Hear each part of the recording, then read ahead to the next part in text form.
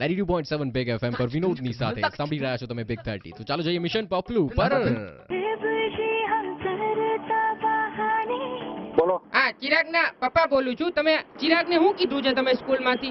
કોણ ચિરાગ? ચિરાગ ભટ્ટ. તમે ચિરાગને એમ કીધું કે પિકનિકમાં આવવું ફરજિયાત છે અને સ્કૂલમાં 500 અરે રૂપિયા જમા. પણ બેન મારી વાત તો સાંભળો. પપ્પા હું બેન નથી, હું ચિરાગના પપ્પા બોલું છું ભટ્ટભાઈ. અરે પણ ભટ્ટભાઈ તમારે કોનું કામ છે ભાઈ પેલા એ તો કહો. તમે ચિરાગના ક્લાસ ટીચર બોલો છો? ના ભાઈ તમે એ તો પૂછો પેલા. હું અમદાવાદ થી બોલું છું શેખભાઈ. તમે ટ્રીપની વાત કરી હતી ચિરાગ સાથે તમે?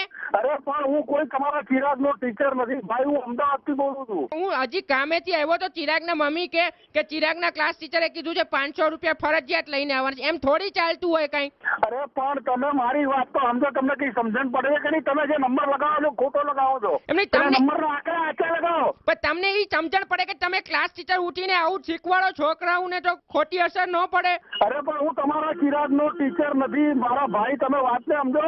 આ 67 નંબર છે. હું ભટ્ટભાઈ બોલું, ભટ્ટ ચિરાગનો પપ્પા. અરે પણ હું અહીંયા અમદાવાદ રહું છું. હું કોઈ ટીચર નથી. હું એક બિઝનેસમેન માણસ છું. તમે અત્યારે ઘરે ગયા હો તમારા અમદાવાદ તો છોકરાને અરે તમે દિમાગની કે ભાન પડે તને શું કહું છું? હું કોઈ તમારે છોકરા ટીચર નથી. તો એમ નહીં તો તમે સ્કૂલમાં તમે માસ્ટર છો એમ કહું છું તમને હું. અરે પણ હું નથી માસ્ટર. તમને કહું સમજણ પડે છે? હું અમદાવાદ રહું છું. માસ્ટર ઉઠીને આવું શીખવાડતા તો છોકરા નાના ઉપર શું અસર પડે? એ તો ઘરે આવીને રડવા માંડો કે મને 500 રૂપિયા આલો. અરે પણ તમે મારી વાત સમજો. તમે જે નંબર લગાવો છો એ નંબર નથી. તમારો નંબર ખોટો છે. તો મને સાચા નંબર આલો ને તમે. અરે પણ તમારે છોકરાનો ધણી કોઈ છે મને થોડી ખબર છે. આચો નંબર આપો. કઈ સમજણ પડે કે નહીં? હું અમદાવાદ થી બોલું છું. તમે અમદાવાદ ગયા હો કે જ્યાં ગયા હો પણ અરે અમદાવાદ ગયો નથી. હું અમદાવાદ રહું છું. અમદાવાદ થી બોલું છું. જો સાહેબ તમે છે ને જો તમે મને છે ને તમે ઉલ્લુ ના અરે બનાવો. તમારા ટીચર તમારા છોકરાનો ટીચર નથી હું અમદાવાદ રહું છું. અમદાવાદ થી બોલું છું. તમે નંબર કોક ખોટો લગાડો છો.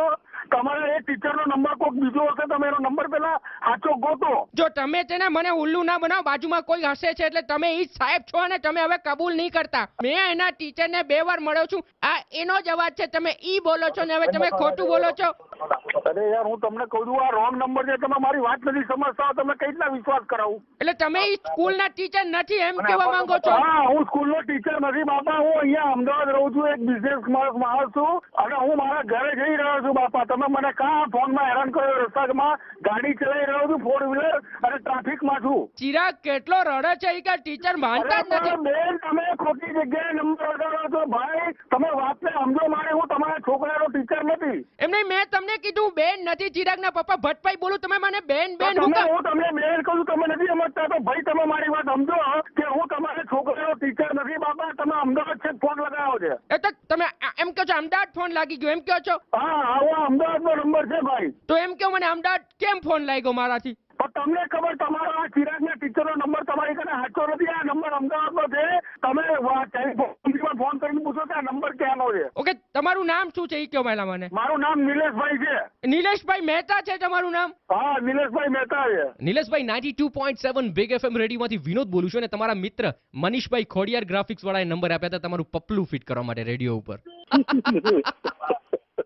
એ ભાઈનું પપલું ફિટ થઈ ગયું. ભાઈને કહો કે તમારી હોટલના રૂમ પેક છે. રોડ પર સુવાનો વારો છે સ્ટેશન પર. ઓકે એટલે તમે એમના માટે રૂમ બુક કરાવ્યા છે. હા બહુ મજા આવી. સાથે સાથે રાજકોટને પણ સાંભળવાની ખૂબ જ મજા આવી. બસ તો હોય તો જો તમે કોઈનું પપલું ફિટ કરવા માંગતા હો SMS કરો FM સ્પેસ પપલું સ્પેસ જેનું પપલું ફિટ કરવા માંગો છો એનું નામ એના ફોન નંબર અને શું કરે છે સ્પેસ તમારું નામ લખી 554454 ઉપર મોકલાવી આપો. વિનોદની સાથે બોલો.